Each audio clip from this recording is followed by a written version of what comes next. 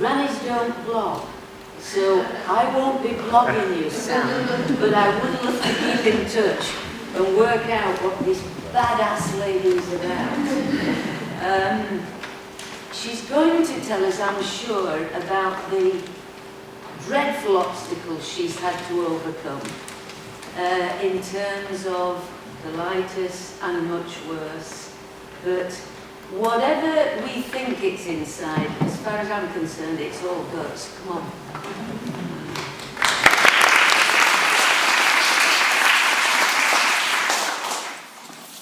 I'm going to stand, so if you can't hear me, you're going to have to shout up. Okay, hello. My name is Sam Cleasby. I'm a blogger, a photographer and a mother of 3. I'm here today to talk to you about body image and self-esteem. It's a bit more of a personal talk than the previous 3 talks, so I'm a little bit nervous, but I feel confident that I'll be able to teach you something, hopefully. So I've got a disease called ulcerative colitis, and last year I had my whole large bowel removed, and I now live with a stoma. I run a blog called So Badass, and it's about raising awareness of ulcerative colitis and Crohn's disease and promoting a positive body image in all women, but particularly women who have a stoma. I'd like to start by explaining my story a little bit and just talking a little bit about the disease, because despite the fact that over 200,000 people in the UK have the diseases that come under the umbrella of inflammatory bowel disease, it's talked about very little and few people have got an understanding of what it means. So this is like the housekeeping part, so you know what I'm talking about. So ulcerative colitis and Crohn's disease affect the digestive system, specifically the small and large intestine. Inflammation and ulcers develop on the inside lining of the colon and result in urgent and bloody diarrhoea, pain and continual tiredness. Both diseases come and go and have times of flare-ups and remission. A stoma, have I got a stoma picture? I have. There we go. A stoma is a surgically formed opening in the digestive system. That's my stoma. There's 3 types. There's urostomy, which comes from the bladder. You'll probably have heard of a colostomy, and an ileostomy, which is what I've got. I wear an ileostomy bag, which is a medical bag that's taped to my stomach at all times, and it catches the waste, basically. So here's how I got to this point. In 2003, after months and months of feeling ill and ignoring the blood in the toilet bowl, because that's what we do, I was diagnosed with ulcerative colitis. I'd never heard of the disease before, so I did what we all do and I went and Googled it and was horrified at just the thought of blood and surgery and colostomy bags, and it was just horrific. And I was 22, I had 2 small children, and I was engaged to be married, and I felt like my life was over. So I started on a course of medication, and I found the process really, really stressful, because before this, anytime I'd been ill, you go to the doctor tells you what's wrong, they give you a course of medication, and then everything's okay. But with colitis, I suddenly found myself having to independently manage something that I had no idea about. So what followed was years and years of flare-ups and remission. I never knew when a flare-up was coming or when it would end. I felt really, really low at this time. I told my husband that he should leave me because he shouldn't have to put up with this. And I became so hateful of my body. I couldn't understand why it was happening to me. And I was angry and embarrassed and really at rock bottom. So in May 2013, after 10 years of living with the disease, I started with a flare-up and the meds just had no effect at all. So I was put on a course of steroids. And I saw the list of side effects for the steroids, which they're amazing. There's just 1 or 2, or 3 or 4, or, you know, a few more. So some of the doozies, I don't know whether I've skipped past it, but there's the moon face, which is where your face becomes like a moon. which is really attractive, hairiness, blindness, psychosis, and thoughts of suicide. And that was the treatment. So at the end of August last year, I was admitted to hospital. And I had a course of high-dose IV steroids, and they didn't work either. So I ended up having surgery. And 3rd of September 2013, I had a subtotal colectomy and endoileostomy. I no longer have a large bowel. I live with a stoma and an ileostomy, and my life changed forever. During my treatment, I absolutely blogged my heart out, and it helped me to deal with the changes in my life. And it felt really good to talk about my illness, the treatment, and just how my life had changed so massively. I talk publicly like this and on my blog because I really want to make poo no longer a taboo. So I find it quite odd that I'm here today to talk to you about body image, when, like many women, I've not had a particularly healthy relationship with my body. I remember as a child hearing my mother, sisters, aunties, all the women around me saying things like, "My arms are disgusting. My arse is so flat, and no man likes a flat arse," just so you all know. I remember seeing people grabbing handfuls of flesh and sucking in their cheeks in the mirror, and it was everywhere because it was the norm for women to not like their bodies. I remember being 18 and a size 6, those heady days, and staring at my non-existent stomach and poking it and feeling so sad that it wasn't perfect. My breasts weren't pert enough. My thighs touched in the middle. My skin was too dry and my stomach bulged. As I grew older and had 3 children, my body changed massively. I gained weight, my breasts grew enormously and then shrank again. I had these shiny silvery lines all over my stomach where the skin had stretched. But I didn't see these as things of wonder. I didn't sit in awe, thinking about the fact that my body had produced the only food that my baby needed. I didn't talk to my friends and say, "This is a miracle, we made a human being." We didn't do any of that. I sat and looked in the mirror as generations of women before me had, and I felt really sad about the things I saw. And then it all changed. In September last year, surgeons cut me open, removed my large bowel. They formed a stoma and stitched and stapled me back together. I awoke in pain, pumped full of drugs. I had tubes sewn into my wrists, and I was in the HDU ward. And do you know what I thought? I thought, I'm not ready to see my body like this. And when they were checking my wounds, I looked away because I was so terrified of seeing my mutilated body. And so the next day I thought I'd better have a look. And so I looked. And then I looked a little bit more, and then a little bit more. And I poked and I prodded. And I ran my fingers over the 30 staples that were holding my body together. And eventually I lifted my bag to see my stoma. And I cried. So I've got a little warning here, because if you're squeamish, you might want to look away. I'm giving you plenty of warning. So this was me post-surgery, when my stomach was held together. I'm going to take it off now, don't worry. Okay. So when I saw that, I cried so much. But probably not for the reasons that you think. I wept in awe of how amazing my body was. They'd cut me open, they'd taken away this massive part of me, and I was still there, I was still standing, my body could function, and I wanted to shout, "This is a miracle, this is a miracle, look at me, I'm doing this." I wanted to say, this is magic, this is like Harry Potter shit right here. But I was on an awful lot of medication, so maybe it was a little bit hard. But, do you know, when that medication wore off, I was still left with this massive respect for my body. And in the months that have passed, though there have been really hard times, I've kept a really healthy respect for my body, and for the first time in years, I don't look at it as a failure, as something that doesn't match up with a celebrity ideal. I look at my body with pride, with respect and with adoration, and I accept myself for the first time that I can remember. It hasn't always been easy, and I battle with demons from time to time.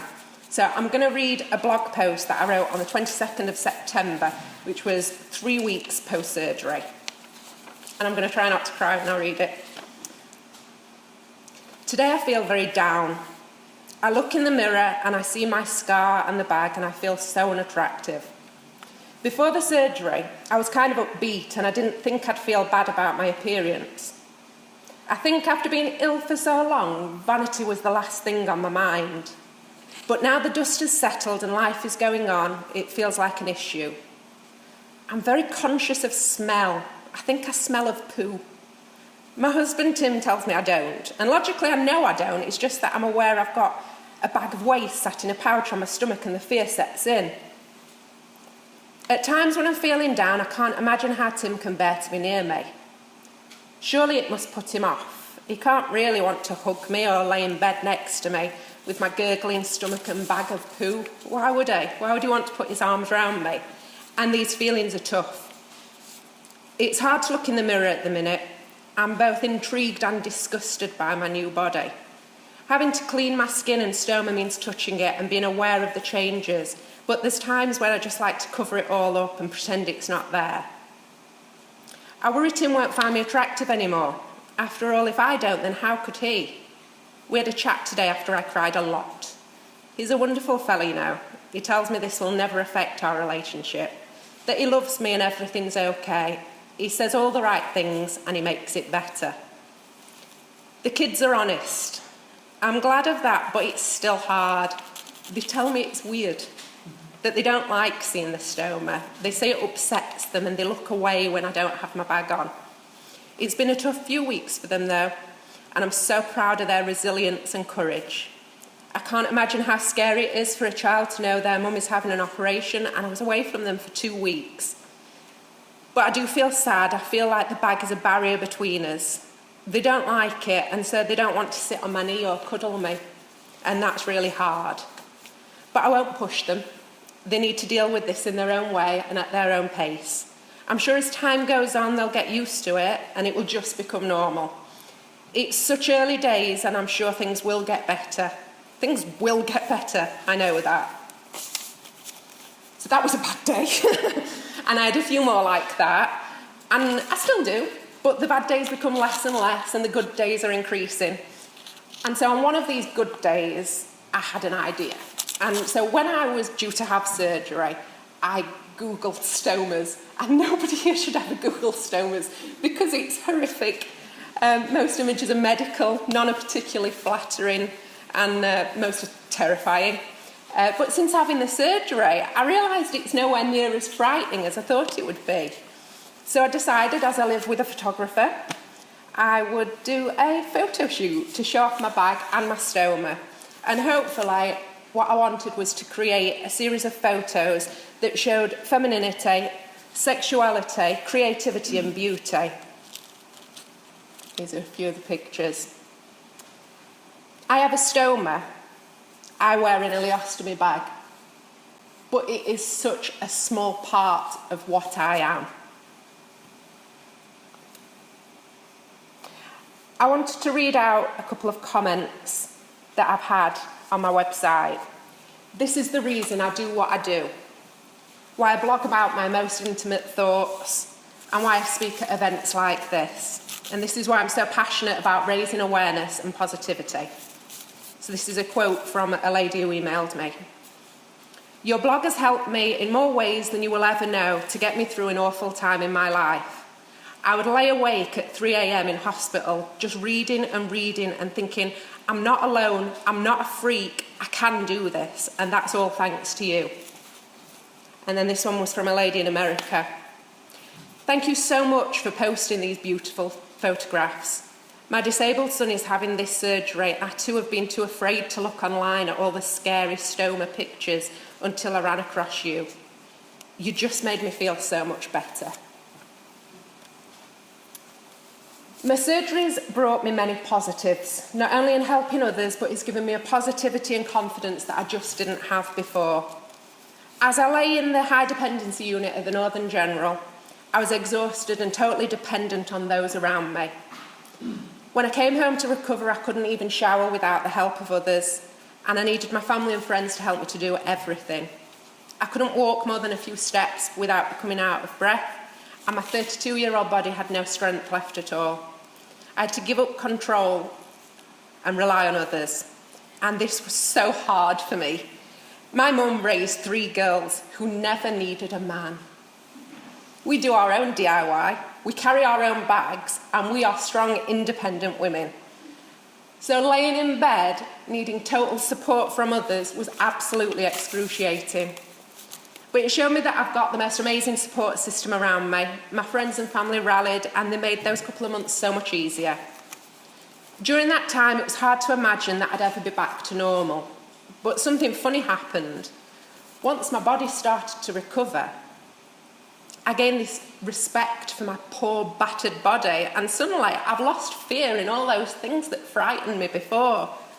I was lucky enough this year to go to Vietnam and Australia, which some people thought I shouldn't do 3 months post-surgery, but I never do what people tell me. I went snorkelling with huge shoals of fish and rays in the open sea. I rode a bicycle. Oh, this is me on the beach, showing off my stoma and my bag. I rode a bicycle around Vietnam, and if you know me, you'd know that I learnt to ride a bike about 2 or 3 years ago. And I fall off pretty much every time I get on. So it was a massive thing for me to do. And you see the Vietnamese helmet made of wicker or something, straw, yeah. I went on bushwalks throughout the mountains and hiked.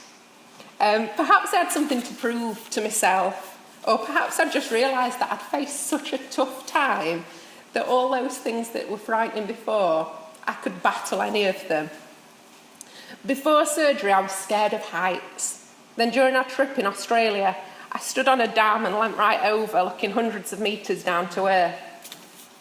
I felt like a warrior. I'd shown my courage in surviving 10 years of chronic illness and major surgery, and I had my battle scars to prove it. Because we all have an inner strength. Sometimes that strength shows itself through having to fight for your life. Sometimes it's in a quiet confidence, and at other times it's just having to speak out for what's right, or being strong enough to just get through the bad days one at a time. Even when we feel weak and defeated, we have within us the ability to adapt, to change, and to move forward. Sometimes it's easier than others. Sometimes it's so hard that we have to speak to our friends and family and borrow a little bit of their strength until we can remember where our own warrior is hiding. I'm a big believer in positivity, and I think happiness is a choice. No matter what we're going through, no matter how dark our mood, we can all make the choice to be happy, even if that's one fleeting moment in an otherwise crappy day.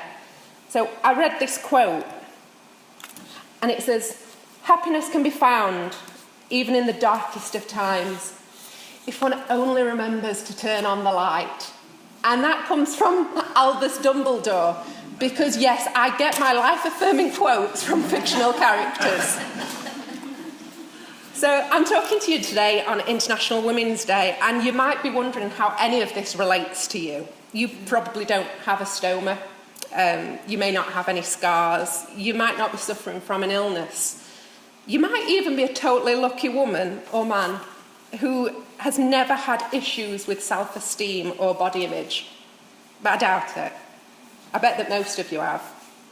Because we're not brought up to think that our bodies are perfect. We're brought up to think that there's something wrong with them. And that's probably right if you think that perfect is the airbrushed images that you see in magazines.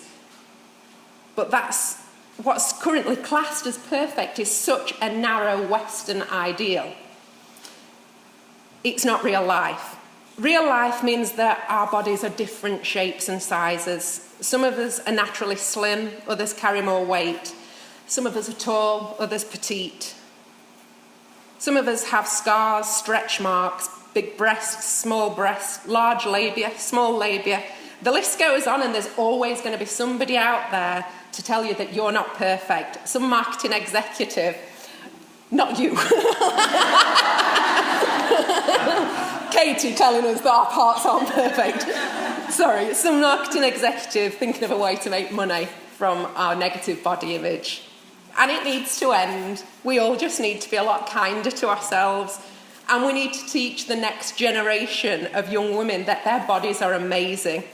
That our daughters, nieces, friends and cousins not only hear that they are wonderful and their bodies are perfect just the way they are, they need to hear the women that they look up to saying how wonderful they think they are themselves. At what age do our young women stop being proud of their bodies? Children love their bodies, and they'll tell you that their legs are brilliant because they can run really fast. They're open with their joy of loving themselves. And then there becomes an age where they get so self-conscious that rather than it being the norm to say positive things, it suddenly becomes the norm to say negative and harsh comments about themselves. We as adults, we talk about ourselves in a way that we would never ever talk to our best friends. How many of you have said, "Oh, I look so awful, I'm so fat, look at my flabby arms." We say it all the time, our bodies are disgusting. And it's not okay. I'm a big believer in faking it till you make it. If I feel shy in a new situation, I pretend that I'm gregarious and the life and soul of the party. People see me in that way, and soon I forget that I'm faking it, and I just start to feel it. Right now, I'm pretending that I'm Millie Johnson. If any of you don't know who Millie Johnson is, she's a Barnsley author, and I saw her talk at Barnsley College last year, and I was just blown away. She was so confident and inspiring, and it was fantastic. So right now I'm pretending to be Millie Johnson just to get through this talk. If you have to fake confidence at first, then go for it. But just remember those hateful words that you say to yourself before you leave the house are never going to make you feel good. You're setting yourself up to fail if you leave the house thinking that you're not enough. These days, I rarely give a fig what people think of me. I wear the clothes that make me feel awesome. I wear gold glittery boots because they make me feel like a superhero.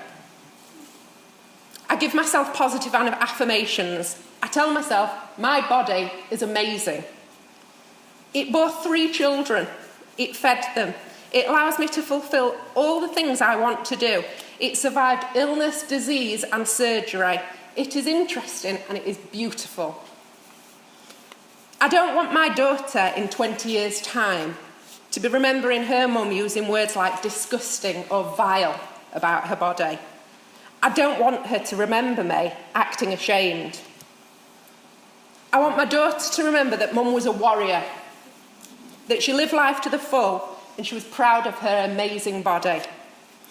I want her to grow into a woman who knows she is awesome, who not only doesn't mind what size or shape she is, but doesn't even think about it.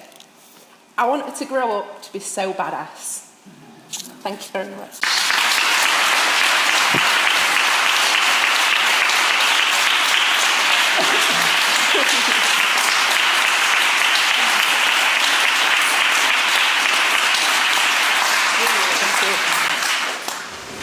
Well, I think you will agree that we've had...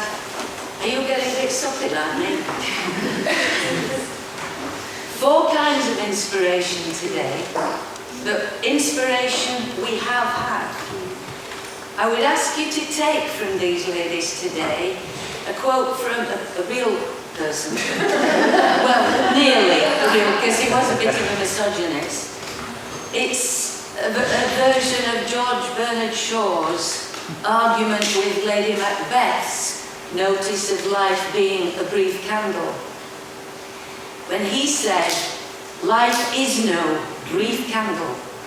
It's a flaming torch, but we have hold of it for only a few moments in time before we hand it on to the next generation." Thank you, And all of you lot, get out and do it now.